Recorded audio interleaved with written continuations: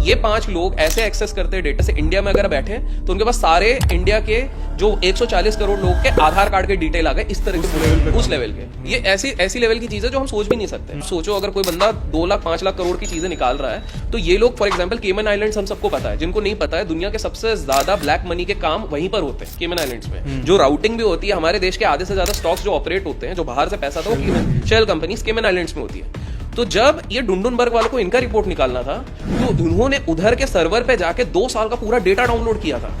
और ये बात 2020 में वहां के एक बंदे ने बोली भी थी, लेकिन उनको ये नहीं पता था किस कंपनी की खोज के लिए कर रहे हैं। 2-3 साल बाद पता लगा, अच्छा इस कंपनी के लिए पूरा सर्वर डाउनलोड किया जा रहा है। मतलब एक तरीके से आप समझो पूरे इंटरनेट को डाउनलोड किया जा रहा था एक कंपनी के चक्कर में, कि केमन आइलैंड में कौन सी कंपनी कब बनी, कौन सी शेल कंपनी बनी, एक ही कंपनी के लिए सारी की जा रही है। चीज ऐसी नहीं है कि जो मैं और आप एक्सेस करते हैं, हम नहीं कर सकते। इनका काम ही स्कैम ढूंढना है। देखो वो तो पब्लिक को बताने के लिए बोलते हैं, इसमें इनका मोटिव रहता है, ये पोजीशन है इनकी ना 5 लोगों की टीम दुनिया के तीसरे रिचेस्ट इंसान को 20वें-30वें पे लेके आ जाता है। अब इनका मोडस ऑपरेंडी समझिए, लोग चलते कैसे।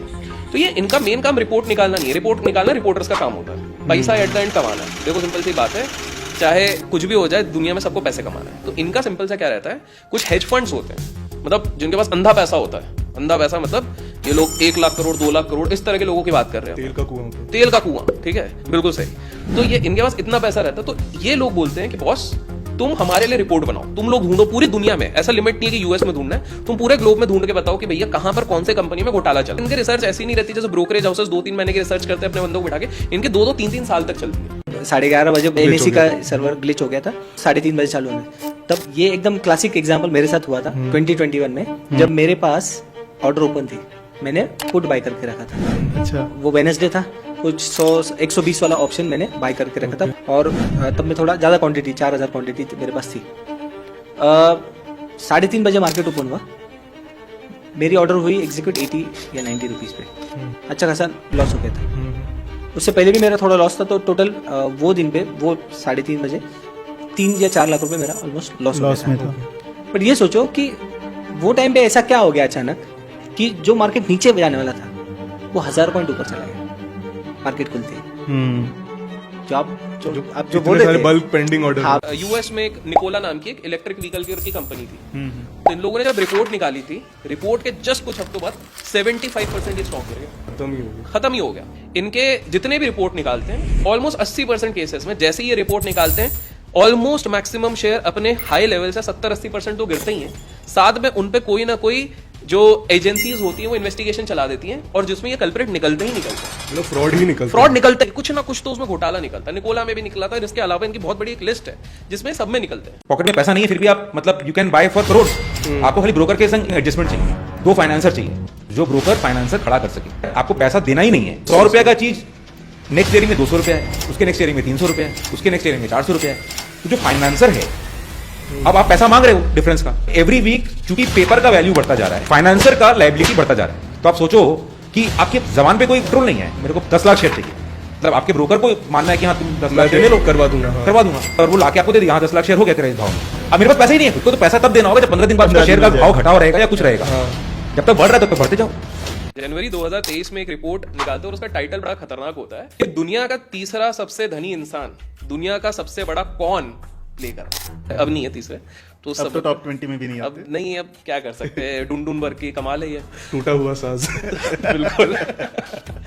तो ये जो रिपोर्ट निकाली थी डुंडुनबर्ग ने, इसमें 2 बंदे थे। उनमें से एक बंदा था हैरी मार्कोपोलिस नाम का एक बंदा था। अब आप लोग सोच रहे हो इस बंदे में ऐसा खास क्या है, इसको इतना ज्यादा वेट दिया जा रहा था।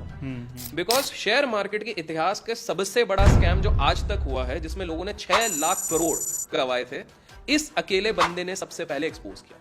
और इस चक्कर में डुंडुनबर्ग रिपोर्ट को बहुत ज्यादा वेटेज दिया जाता था। क्रेडिबिलिटी कोलकाता बेस्ड कंपनी जिनको बोलते हैं। कोलकाता में तो एक जगह के एक एड्रेस पे 300 कंपनियां हैं आज भी।